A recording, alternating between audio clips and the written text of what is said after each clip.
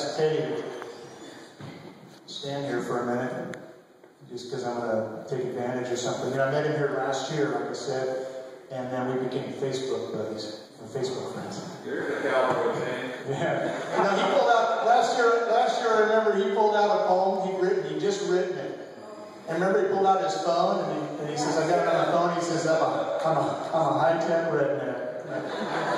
So anyway, a few months ago, Teddy posted on Facebook a picture of his hand, and it had a horrible rope burn. I mean, it was just white and ugly down the middle of his hand.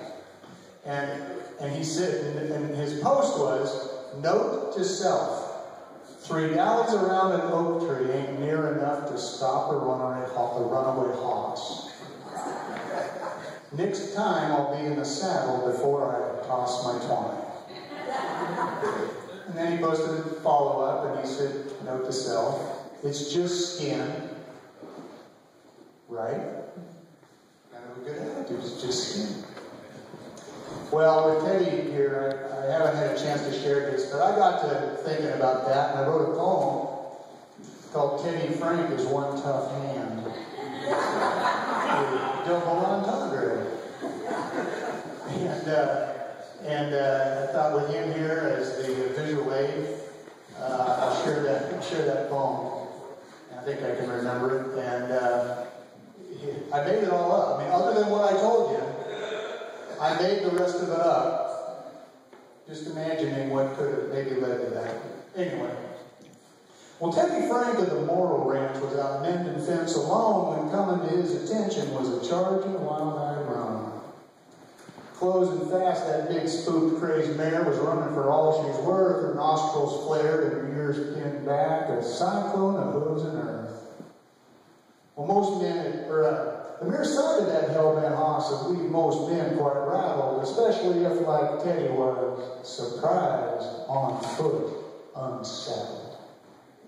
Yeah, most men had duck, dive, or run, but not Teddy, no siree. He conjured himself up a plan, he'd not let that wild mare flee. Teddy, recall, was all alone. Now, most people would say outmanned, but not those that know Teddy Franke, because he is one tough hand. Surveying the situation, he figures his only hope would be one chance. When she run by, he'd collect her with his rope.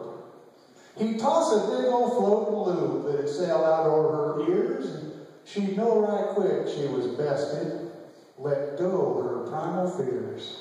Well, she'd settle down real sudden, like they'd become the best of friends. But that's not how the story goes. No, that's not how the story ends. There's a little wrinkle in Teddy's quick thought plan. The absence of a saddle. Can't just dally one by hand. But now that mare was upon him in a flash, she'd be on by, so now or never he figured it, he'd let his catch twine fly. And then his plan adjusted some, because that horse sped out for a run, and that's when Teddy realized his battle was just begun. That horse was building up some steam, they were covering lots of ground. Old Teddy had his hands full, but took time to look around. He spots a lone white oak approaching. He figures that'll slow her down, so seize an opportunity, he runs some Dalles around.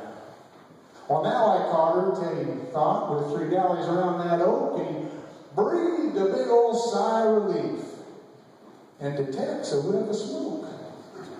It was an odor some familiar, although not that a burning tree, and that's when Teddy realized, well, that burning smell is me. 3 Dalles around an oak tree, Teddy says he has now learned, ain't near enough to stop a horse, which is why his hands now burn. But rather than feeling defeated, Teddy takes it all in stride. He says, oh, it's just skin. It's a jump start, callousing up my hide. But next time, Teddy says, it needn't to stop a runaway horse. Well, next time, he'll be in the saddle. And then we'll see who's boss. I'm sorry. Thank you very much, Teddy.